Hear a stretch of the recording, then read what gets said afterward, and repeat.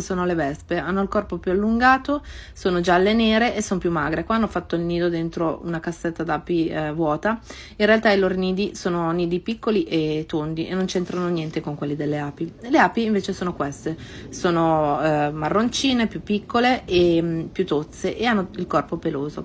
Le api sono insetti impollinatori importantissimi e producono il miele, mentre le vespe, benché si creda che non servano a nulla, sono insetti carnivori, quindi vanno a mangiare, a uccidere i piccoli afidi e i bruchi che vanno a danneggiare le piante e le coltivazioni, quindi sono importanti anche loro, anche se tendono a rubare il miele alle api.